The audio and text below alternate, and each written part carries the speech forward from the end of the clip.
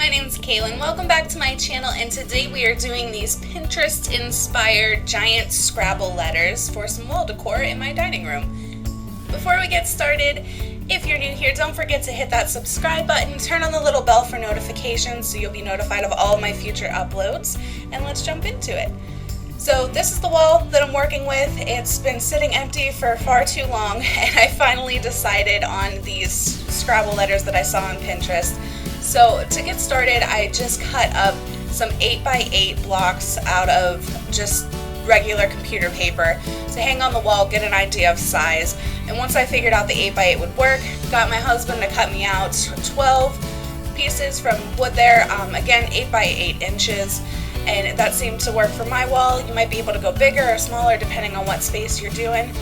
But once I had those cut, just took some black paint, did base coat on them, and then took some sandpaper to rough up and sand down the edges.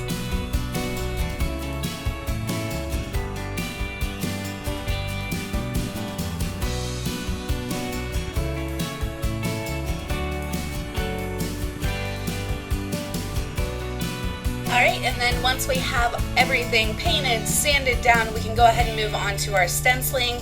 These are the stencils I used here. I've had these forever. I assume probably Walmart or Michael's that I got these, but they are 6-inch stencils. It's really just kind of personal preference on the look that you want for them.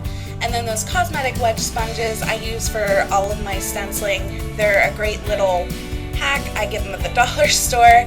They're great for kind of avoiding a ton of bleeding. They hold a great amount of paint, and I just really enjoy using them. So I definitely recommend trying that out for stenciling. So basically just moving through each block here, I have family, hope, and love to spell out, minus the M in family and the L in family being used for the other ones as well. So there's 12 total. And then for the numbers, it's the same company for the stencils here that I had, and these are 2-inch number stencils. So same thing, just went through, worked through all 12 blocks, putting the number that corresponds with the Scrabble letter, and getting all the numbers put on.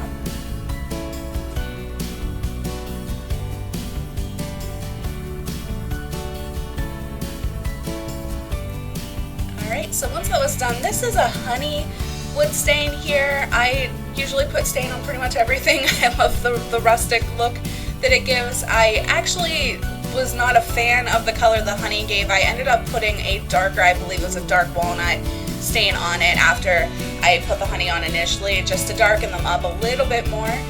So yeah, it's really, again, personal preference, but once they're stained, I just went through, hammered in all of the nails in the pattern on the wall, and then you just go through and hang up your letters. This is probably the most frustrating part, just making sure they're spaced and straight and whatnot, but it's really a pretty simple, quick project to do, and I think it turned out really cute. So I am looking for some ideas, maybe some picture frames or something to kind of add a little bit more to it and really finish it off. So if you have any ideas, I'd love to hear them. Leave me a comment down below, and if you have any questions, feel free to leave a comment. I'd be happy to answer them for you. So again, don't forget to hit that subscribe button with the little bell on so you get notified of all of my future uploads. I do cake videos, craft videos. I just love to have you as part of my adventure here.